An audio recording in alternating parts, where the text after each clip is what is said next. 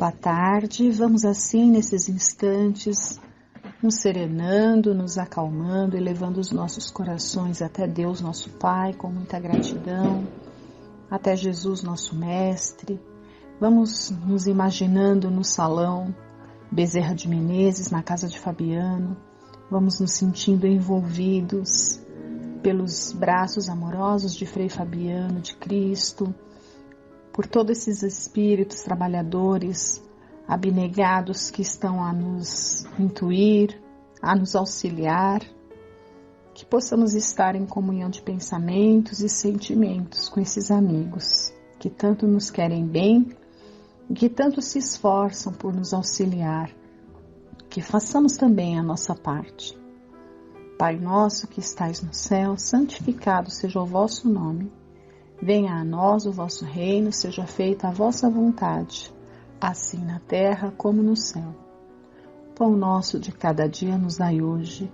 Perdoa, Pai, as nossas dívidas, assim como nós devemos perdoar aos nossos devedores. E não nos deixeis cair em tentação, mas livrai-nos do mal. Que assim seja, graças a Deus e graças a Jesus. Continuando aqui com o Evangelho segundo o Espiritismo, nós estamos no capítulo 17, Sede Perfeitos. A gente já falou do homem de bem, já falamos dos bons espíritas. Então é aquele capítulo que vem nos convidar, né, a um trabalho de reforma íntima mais intenso, para que a gente realmente busque ser esse homem de bem. E enquanto espíritas, né, enquanto seguidores dessa doutrina dos espíritos, que é a terceira revelação, que é a forma sem alegoria nenhuma, né, sem desculpa nenhuma, para que a gente realmente mude a nossa conduta. Então, se nós abraçamos esse caminho, então nós temos que procurar ser ali bons espíritas, né? Espíritas de verdade, verdadeiros candidatos sinceros a cristãos, né? De verdade, através desses nossos esforços, vencendo más tendências, vencendo as nossas inferioridades. E hoje a gente vai ler aqui, vai estudar um pouquinho sobre a parábola do semeador, traçando, né, esse paralelo conosco como espíritas. A gente pode pensar também esse ensinamento da parábola do semeador, né? Jesus não trouxe esse ensinamento só para os espíritas, né? Que vai ser a forma como nós vamos estar dando uma abordada aqui hoje. É um ensinamento para a humanidade, é para todo e qualquer ser que tenha reencarnado aqui no planeta Terra, né? Então, essa parábola, ela vem falar aqui de todas as pessoas e daquele grau de maturidade espiritual que a gente falou ali dentre os bons espíritas, né? Que é aquele grau de maturidade que vai fazer que algumas pessoas consigam já assimilar o bem de uma maneira mais intensa, outros só se sentem ali realmente tocados, né? Enfim, cada um está num grau, outros ainda nem, né? Assim como na história da parábola do semeador, tem aqueles ainda que estão no erro, né? Quantas pessoas que ainda estão no erro e que nem se deram conta que é necessário começar a prestar atenção em alguns pontos, né? E outros já estão produzindo alguma coisa, isso falando em termos de humanidade. Mas hoje a gente vai ler aqui a parábola e vamos refletir enquanto nós, espíritas, né, que também tem muito isso, esses candidatos a homens de bem, porque é uma coleção de virtudes ali, é uma lista imensa, né? Então às vezes um está mais desenvolvido em uma, não muito em outra, num ponto dá passos um pouco mais largos, em outro ponto ainda está complicado, assim como a parábola do semeador nos ensina, né? Que não foram várias tentativas aí do semeador, né? Em vários tipos de solo diferentes. Então vamos pensar que cada ser humano é um solo que está ali no seu grau de maturidade, né? um pouco mais, um pouco menos, um pouco mais desenvolvido num ponto, né? Então, conforme a semente vai caindo, conforme seja o grau de maturidade, ela vai produzindo mais ou menos, ou ela não vai conseguir produzir muita coisa, né? Então, vamos fazer alguma reflexão, nós enquanto espíritas, como é que nós estamos, né? Como é que estão os ensinamentos do Evangelho dentro do nosso coração? Será que a gente está se esforçando? Será que já estamos produzindo alguma coisa? Ou a gente só fica assim, apegado ao maravilhoso, né? Ou à curiosidade, ou ao bem-estar momentâneo, passageiro, e não tenta fazer por onde prolongar isso, né? Momentâneo e passageiro, porque sempre que a gente está ali, dentro da casa espírita, sempre que a gente está tomando um passo, sempre que a gente está ouvindo alguma coisa, a gente realmente se sente bem. Mas e depois? Como é que estamos, né? Porque a doutrina é para fazer parte da nossa vida,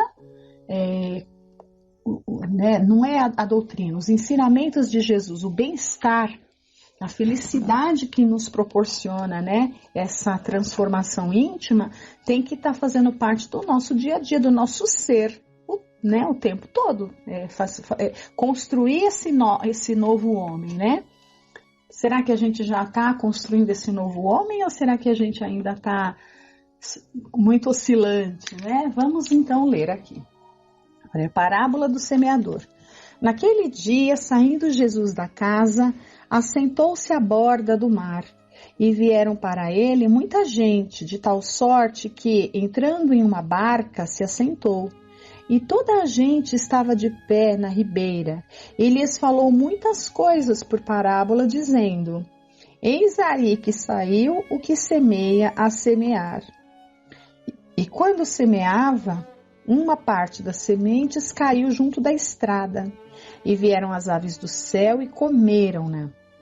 Outra, porém, caiu em pedregulho, onde não tinha muita terra, e logo nasceu, porque não tinha altura de terra. Mas saindo o sol, a queimou, porque não tinha raiz, e se secou. Outra, igualmente, caiu sobre os espinhos, e cresceram os espinhos, e estes a afogaram. Outra, enfim, caiu em boa terra, e dava fruto, havendo grãos que rendiam a 100 por um, outros a 60, outros a 30.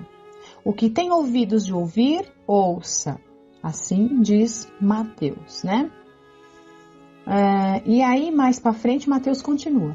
Ouvi, pois, Mateus continua registrando o que Jesus disse. Então, Jesus continua, né? Ouve, pois, vós outros, a parábola do semeador. Todo aquele que ouve a palavra do reino e não a entende, vem o mal e arrebata o que se semeou no seu coração. Este é o que recebeu a semente junto da estrada. Mas o que recebeu a semente no pedregulho, este é que ouve a palavra e logo a recebe com gosto. Porém, ele não tem raiz em si, antes é de pouca duração. E quando lhe sobrevém tribulação e perseguição por amor da palavra, logo se escandaliza.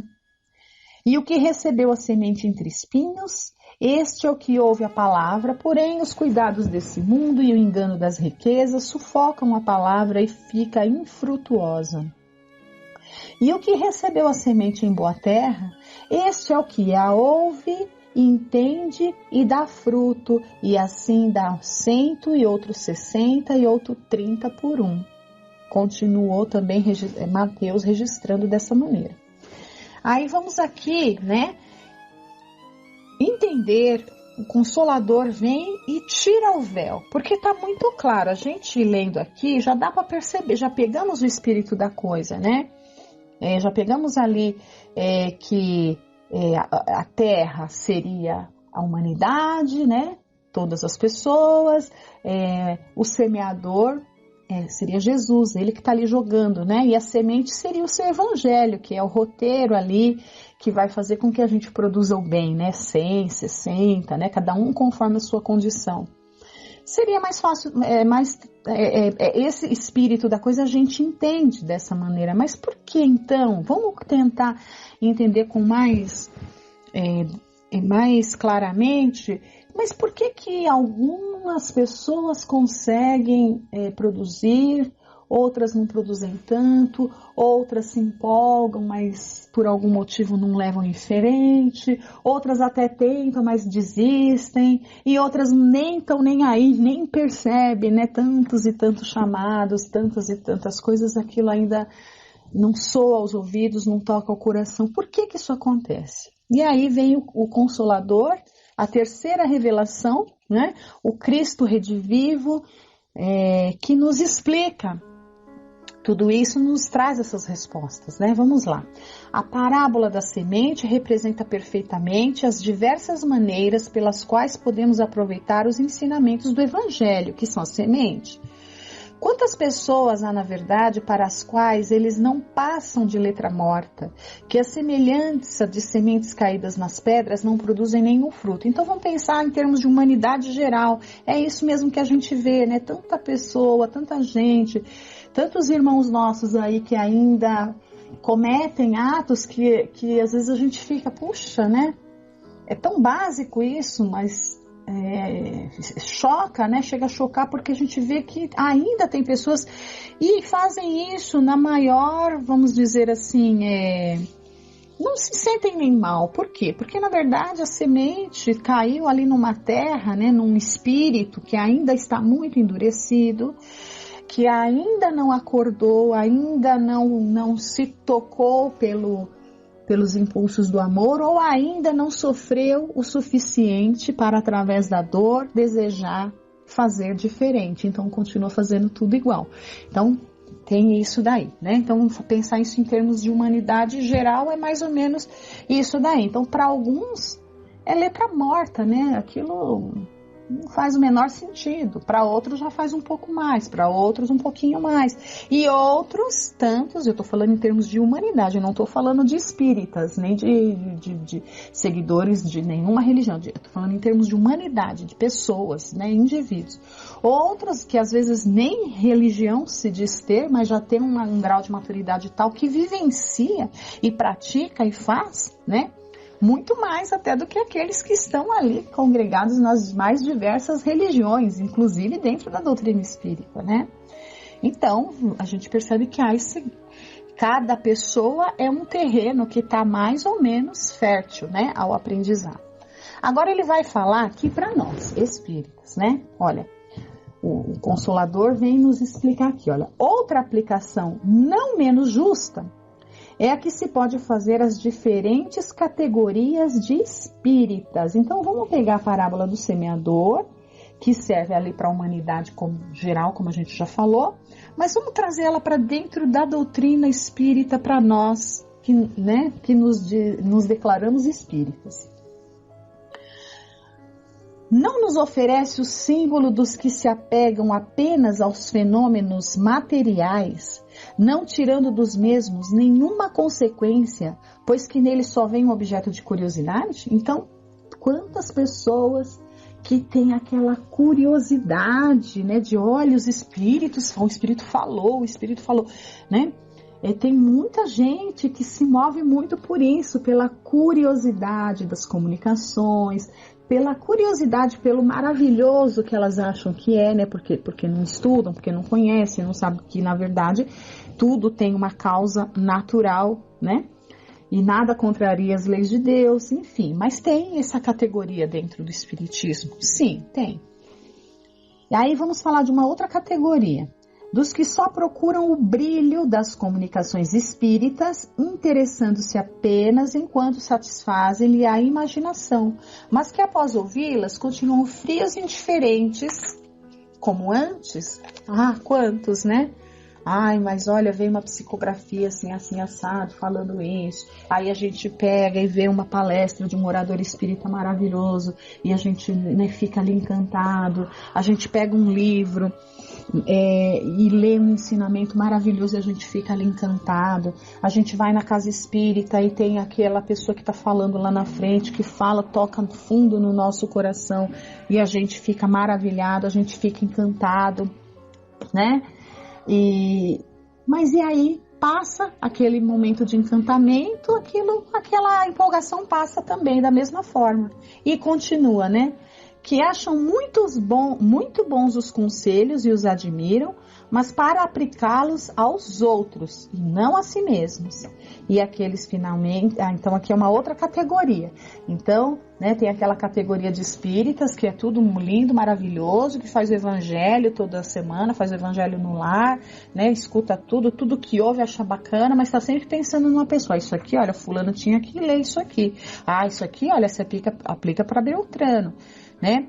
Quando na verdade não consegue perceber que se está chegando para mim, se eu estou vendo, se sou eu que estou lendo, se sou eu que estou ouvindo, se sou eu que estou falando, né?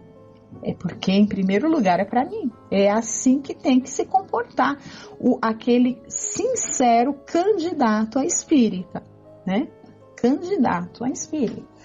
Porque é para nós, não para o outro. E agora finalmente, olha, e aqueles finalmente para os quais essas instruções são como as sementes que caíram na terra boa e produzem frutos. Então, também tem aqui dentro da categoria dos espíritas, tem aqueles que ali através do quê? Do esforço. Esforço, essa é a palavra, porque não é de graça. Né, através da luta íntima, do esforço para vencer-se a si mesmo, de vencer as nossas dificuldades, de olhar para dentro de nós e perceber que a gente ainda falha aqui e ali, que a gente ainda pensa no mal, combater incessantemente essa tendência de ficar pensando o mal, maus pensamentos difíceis. Então essa luta vai nos impulsionar a melhores atitudes. Então, sim, estaremos, alguns, né, conseguem isso mais, outros menos. Aqueles que conseguem mais são aqueles que já produzem a 100, né? Aqueles que conduzem menos são aqueles que produzem a 60, mas já estão produzindo. E conforme a gente vai se esforçando, a gente vai produzindo cada vez mais. Um dia a gente vai estar produzindo a 100, com certeza, como nos ensina aqui o Evangelho, né? E aí, mais para frente, né, vem aquela instrução dos espíritos falando para a gente a respeito do dever. Qual é o dever do espírita, do cristão? Né? Entendendo que um e outra coisa são a mesma coisa, são sinônimos. Ser um verdadeiro espírita, um bom espírita, aquele que compreende a moral do Cristo sem nenhum véu, sem nenhuma alegoria, é ser cristão da forma como deve ser, né? Então, Lázaro vem aqui e nos dá um ensinamento. Olha, o dever é a obrigação moral, primeiro para consigo mesmo e depois para com os outros. O dever é a lei da vida. Encontramo-lo nos mínimos detalhes, como nos atos mais elevados. Quero falar aqui somente do dever moral e não do que se refere às profissões. Então, o dever moral, qual é o nosso dever moral enquanto cristãos, enquanto aprendizes, né, vamos dizer assim, do Evangelho, candidatos a ser cristãos, candidatos a ser bons espíritas? Qual é o nosso dever? O dever íntimo do homem está entregue ao seu livre-arbítrio, o aguilhão da consciência, esse guardião da probidade interior. Então, o nosso livre-arbítrio nos mostra exatamente o que é correto, o que é certo e o que não é, né? O dever do coração fielmente observado eleva o homem. Mas como precisar esse dever? Onde ele começa? Onde acaba?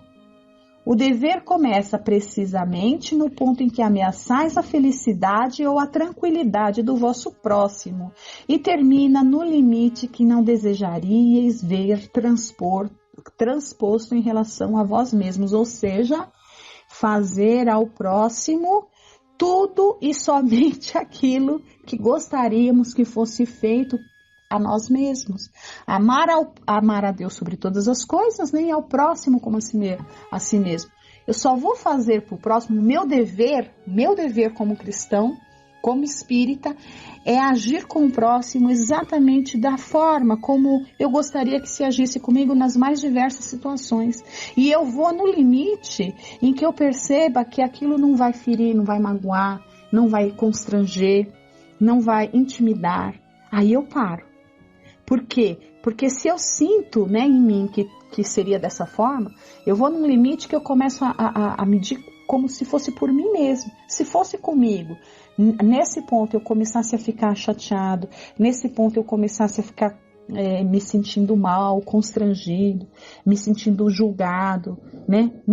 Chegou nesse ponto aqui, se eu me sentir desse jeito, então eu tenho que parar também em relação ao outro. É assim que a gente vai vendo, e esse é nosso dever moral. É nosso dever moral agir assim, né? E lá para o final dessa mensagem, olha, eu estou pulando os trechos porque senão não dá tempo. O dever é o mais belo galardão da razão. Ele nasce dela como o filho da mãe. Claro, porque é a razão, é a lucidez que vai mostrar para a gente. A gente tem meio sim de saber qual é o ponto que vai deixar o outro numa situação difícil, constrangedora, né? Ou mesmo que ponto que a nossa atitude vai ferir o outro. A nossa razão nos aponta isso. E é nesse ponto, né, que a gente vai parar a nossa atitude, né? E vai continuar se for para fazer o bem. E se for para amenizar a situação. Então que a gente aprenda a cumprir o nosso dever de fazer o bem, né, no limite das nossas forças, das nossas possibilidades e no limite que não vá ali melindrar de qualquer forma que seja a pessoa, né? Que Jesus esteja conosco, que possamos ter aí uma semana maravilhosa. Vamos ficar agora com a segunda parte.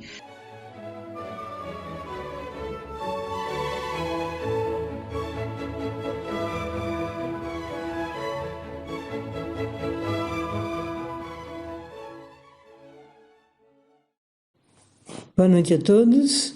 Nós vamos agora fazer o estudo de algumas questões do Livro dos Espíritos. Nós estamos finalizando esse item 6, que fala sobre anjos da guarda, espíritos protetores, familiares ou simpáticos.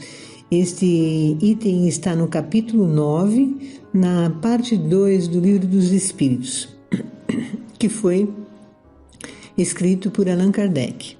Começando pela questão 515. O que se deve pensar das pessoas que parecem ligar-se a certos espíritos para levá-los à perdição ou para guiá-los no bom caminho? Resposta: certas pessoas, com efeito, exercem sobre outras uma espécie de fascinação que parece irresistível. Quando isso acontece para o mal, são maus espíritos de que se servem outros maus espíritos para melhor subjugarem as suas vítimas. Deus pode permitir isso para pô-los à prova. Aqui se trata de encarnados influenciando encarnados. Neste caso, há pessoas que se deixam levar pelas sugestões de outras, sem análise. Há consentimento daquele que se submete ao seu influenciador. Aquele que influencia pode estar agindo até com boas intenções. É um amigo agindo em prol de outro amigo que se entregou às suas sugestões momentaneamente. Mas pode ser que a pessoa se deixe influenciar por alguém mal intencionado, uma pessoa que queira prejudicá-la. Este encarnado pode estar agindo por si mesmo ou sob influência de um desencarnado que não está interessado na prática do bem ou que quer prejudicar aquele encarnado. Na verdade, nunca estamos sozinhos no que fazemos nós mesmos ou por outras pessoas. Que fazemos por nós mesmos ou por outras pessoas. E há sempre espíritos que desejam auxiliar e há aqueles que querem prejudicar pelos mais variados motivos. Então temos que refletir sobre as nossas escolhas, pois responderemos por essas escolhas, mesmo que seja por influência de um encarnado ou de um desencarnado. Questão 516. Nosso bom e nosso mau gênio poderiam encarnar-se para nos acompanhar na vida de uma maneira mais direta? Resposta: isso acontece algumas vezes, mas frequentemente também eles encarregam dessa missão outros espíritos encarnados que lhes são simpáticos. Então, o espírito protetor pode sim reencarnar para auxiliar o seu protegido mais diretamente, só que será preciso designar um outro espírito protetor para o seu protegido, pois o protetor encarnado também terá os seus problemas na encarnação e não conseguirá exercer os dois papéis ao mesmo tempo, o de protetor espiritual e o de um encarnado amigo ou um pai, por exemplo, daquele que lhe auxilia. É mais provável acontecer do espírito protetor influenciar no pensamento, ou intuir no pensamento de algum conhecido ou amigo do seu protegido para melhor auxiliá-lo. Quanto a um mau gênio, Deus nos oferece um espírito protetor, mas jamais designa um mau gênio para acompanhar alguém. Um espírito obsessor pode estar encarnado e ocorrer de reencontrar aquele que considera o seu inimigo de outros tempos. E ele poderá agir, ele irá agir dependendo da sua índole. Pode trabalhar o perdão ou praticar a vingança, mas nesse caso estará aumentando suas provas. Nas regiões mais difíceis do umbral, há espíritos que planejam reencarnações com objetivos malignos. Apesar deles planejarem essas encarnações, elas só acontecem se Deus assim o permitir. Há equipe de espíritos elevados que acompanham esses fatos e podem interferir em certos casos dentro das leis do amor. Como estamos vivendo num planeta de provas e expiações, sempre há espíritos ou encarnados que nos põem à prova. Através dessas provações, podemos estar vencendo certas dificuldades morais ou criando mais provas. Deus permite esses processos obsessivos como prova ou expiação para aquele que está sendo obsedado. Questão 517. Haverá espíritos que se ligam a uma família inteira para protegê-la? Resposta. Certos espíritos se ligam aos membros de uma mesma família que estão unidos pelos laços da afeição, mas não acreditem em espíritos protetores do orgulho das raças. Então vemos que há espíritos que se ligam aos membros de uma família que têm uma afinidade em comum. Não se ligam necessariamente a todos os membros da família, mas a aqueles que têm uma mesma afinidade. São espíritos ligados por muitas encarnações e quando um está desencarnado, pode auxiliar aqueles entes queridos que estejam encarnados. Quando um está desencarnado, poderá auxiliar aqueles que estão encarnados. Tudo sempre ocorre com a permissão de Deus. Questão 518. Assim como os espíritos são atraídos aos indivíduos por simpatia, são igualmente atraídos para as reuniões de indivíduos por motivos particulares? Resposta. Os espíritos vão de preferência onde estão os seus semelhantes, pois lá podem estar mais à vontade e seguros de ser ouvidos. O homem atrai para si os espíritos em razão de suas tendências, quer esteja só ou constitua um todo coletivo, como uma sociedade, uma cidade ou um povo.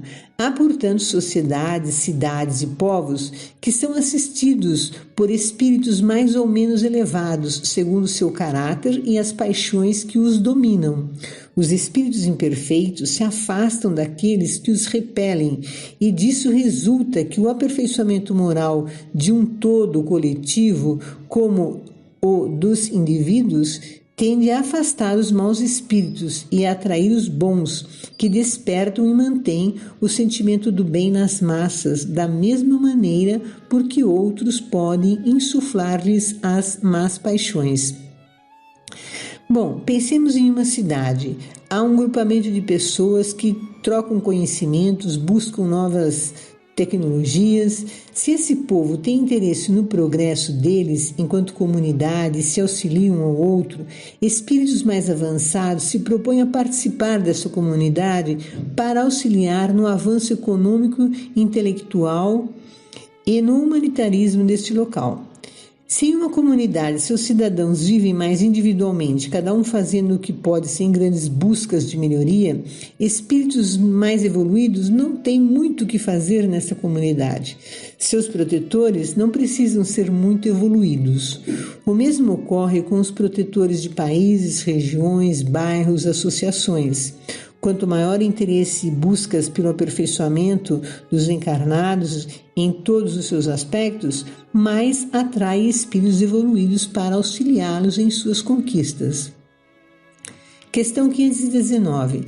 As aglomerações de indivíduos, como as sociedades, as cidades, as nações, têm espíritos protetores especiais? Resposta: sim. Sim, porque são compostos de individualidades coletivas que marcham para um objetivo comum e que têm necessidade de uma direção superior. Todos nós estamos em evolução e precisamos de auxílio, e temos esse auxílio individualmente através de nosso espírito protetor, mas ocorre também que cada povo tem suas características específicas e cada povo tem seu espírito protetor e uma equipe que os entende melhor e pode auxiliá-los no progresso. Imaginemos como um exemplo os indianos e os brasileiros. Têm muitas características bem específicas e muitos costumes bem diferentes. O espírito protetor de cada povo tem conhecimentos profundos da cultura daquele povo, pois assim poderá melhor auxiliar no progresso deles. Questão 520. Os espíritos protetores das massas são de uma natureza mais elevada que aqueles que se ligam aos indivíduos? Resposta: tudo é relativo ao grau de evolução, tanto das massas como dos indivíduos. Então vejamos, os espíritos protetores das massas, cidades, países, são mais evoluídos que os seus protegidos. Quanto mais evoluído um povo, mais evoluído é o espírito protetor daquele povo. O mesmo acontece com as pessoas individualmente. O grau de evolução do espírito protetor pessoal depende da evolução do encarnado. Se ele não é muito evoluído, o espírito protetor não precisa ser um espírito muito evoluído. A Terra não é um planeta muito evoluído, portanto, os espíritos protetores não são necessariamente os espíritos puros, mas são bem mais evoluídos que o seu protegido. Questão 521. Certos espíritos podem ajudar no progresso das artes ao proteger os que delas se ocupam? Resposta: há espíritos protetores especiais que assistem aqueles que os invocam quando dignos dessa assistência, mas o que querem que façam com aqueles que acreditam ser o que não são? Eles não podem fazer os cegos enxergarem, nem os surdos ouvirem. Vemos que além do espírito protetor, dependendo da tarefa que o encarnado desempenha, pode ter outro espírito que o auxilia nessa tarefa. Há espíritos que foram artistas plásticos e querem auxiliar outros encarnados que procuram se desenvolver nesta arte. Esses espíritos procuram aqueles que possam captar e traduzir na sua prática artística as intuições que ele lhe oferece. É preciso uma sintonia de pensamentos entre ambos. Além de ler o comentário de Kardec sobre essa questão, vou ler algumas observações feitas pelo editor sobre certas citações do autor do livro. Uma delas é o significado de musas. Musas era o nome na mitologia grega de 9 deusas protetoras das artes e das ciências. Penates e lares são nomes dados aos protetores dos lares, mas também aos protetores das cidades e vilarejos. Herculano, que foi o tradutor, observa na interpretação espírita da mitologia, mostrando que os deuses mitológicos realmente existiam, ou seja, eram espíritos. Ele ainda observa que a sociologia, à luz do espiritismo, apresenta um novo aspecto no estudo da interação das coletividades espirituais e humanas para a boa compreensão dos processos sociais, ou seja, as sociedades na época interagiam com espíritos. Isso deve ter influenciado a sociedade daquele tempo, algo que a sociologia poderia pesquisar. É assim que eu interpretei as colocações do tradutor. Vejamos agora o comentário de Kardec sobre essa questão dos espíritos ajudarem no desenvolvimento das artes. Os antigos haviam feito desses espíritos divindades especiais. As musas seriam a personificação alegórica dos espíritos protetores das ciências e das artes, bem como lares e penates, os espíritos protetores da família. Na era moderna, as artes, as diferentes indústrias, as cidades, os países têm também seus patronos ou protetores, que são os espíritos superiores, mas sob outros nomes. Tendo cada homem o seu rol de espíritos simpáticos, disso resulta que, nas coletividades, a generalidade dos espíritos simpáticos está em relação com a generalidade dos indivíduos, que os espíritos estranhos são atraídos pela identidade de gostos e de pensamentos. Em uma palavra, esses agrupamentos, tanto quanto os indivíduos, são mais ou menos envolvidos, assistidos, influenciados, segundo a natureza dos pensamentos da multidão. Entre os povos, as causas de atração dos espíritos são os costumes, os hábitos, o caráter dominante, sobretudo as leis, pois o caráter de uma nação se reflete nas leis. Os homens que fazem reinar a justiça combatem a influência dos maus espíritos. Por toda a parte em que as leis consagram as coisas injustas, contrárias à humanidade, os bons espíritos estão em minoria e a massa dos maus, que para lá afluem, entretém a nação em suas ideias e paralisa as boas influências parciais, que acabam por ficar perdidas na multidão, como a espiga isolada no meio dos espinheiros. Bom, agora eu vou ler um trecho de um livro que fala de tantos espíritos que nos auxiliam. Temos um espírito protetor, mas muitos outros que nos auxiliam. O nome do livro é O Problema do Ser, do Destino e da Dor, e o autor é Leon Denis. Capítulo 12. As missões à vida superior. Todo espírito que deseja progredir, trabalhando na obra de solidariedade universal, recebe dos espíritos mais elevados uma missão particular, apropriada às suas aptidões e ao seu grau de adiantamento. Uns têm por tarefa receber os homens em seu regresso à vida espiritual, guiá-los, ajudá-los a se desembaraçarem dos fluidos espessos que os envolvem. Outros são encarregados de consolar, instruir as almas sofredoras e atrasadas. Espíritos químicos, físicos, naturalistas, astrônomos prosseguem suas investigações, estudam os mundos, suas superfícies, suas profundezas ocultas. Atuam em todos os lugares sobre a matéria sutil que fazem passar por preparações, por modificações destinadas a obras que a imaginação humana teria dificuldade de conceber. Outros se aplicam às artes, ao estudo do belo, sob todas as suas formas. Espíritos menos adiantados assistem os primeiros nas suas tarefas variadas e servem-lhes de auxiliares. Grande número de espíritos consagra-se aos habitantes da Terra e dos outros planetas, estimulando-os em seus trabalhos, fortalecendo os ânimos abatidos, guiando os hesitantes pelo caminho do dever. Aqueles que exercem a medicina e possuem o segredo dos fluidos curativos reparadores ocupam-se mais especialmente dos doentes. Bela dentre todas as missões dos espíritos de luz, repetindo a frase, bela dentre todas é a missão dos espíritos de luz. Descem dos espaços celestes para trazer às humanidades os tesouros da sua ciência, da sua sabedoria, do seu amor. A sua tarefa é um sacrifício constante, porque o contato dos mundos materiais é penoso para eles, mas afrontam todos os sofrimentos por dedicação aos seus protegidos, para os assistirem nas suas provações e infiltrarem em seus corações grandes e generosas intuições. É justo atribuir-lhes os lampejos de inspiração que iluminam o pensamento, as expansões da alma, da força moral que nos sustenta nas dificuldades da vida.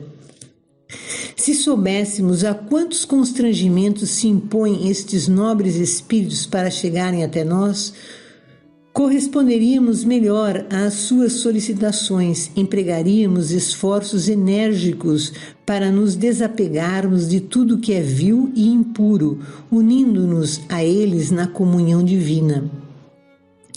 Nas horas de atribulações, é para estes espíritos, para meus guias bem-amados, que voam meus pensamentos e meus apelos. É deles que sempre me tem vindo o amparo moral e as consolações supremas. Vemos neste último parágrafo que Leon Denis sempre apela aos seus guias protetores. Devemos nós nos lembrar deles nos momentos de dúvidas, de dificuldades. Bom, e com esse texto vamos encerrando as nossas reflexões de hoje, pedindo a Deus e amparo ao nosso Espírito protetor, e pedimos também por todos os moradores desse planeta Terra, sejam encarnados, desencarnados, que todos nós busquemos o equilíbrio, a fé em Deus, a esperança no amor divino, que sempre está nos oferecendo o que há de melhor. Que possamos ter esse reconhecimento e ter dessas reflexões nos momentos de dificuldades para nós. Pai nosso que estais nos céus, santificado seja o vosso nome. Venha a nós o vosso reino, seja feita a vossa vontade, assim na terra como no céu. O pão nosso de cada dia dai-nos hoje. Perdoai as nossas dívidas, assim como nós perdoarmos os nossos devedores, e não nos deixeis cair em tentações, mas livra-nos, Senhor, de todo mal. Que assim seja. Graças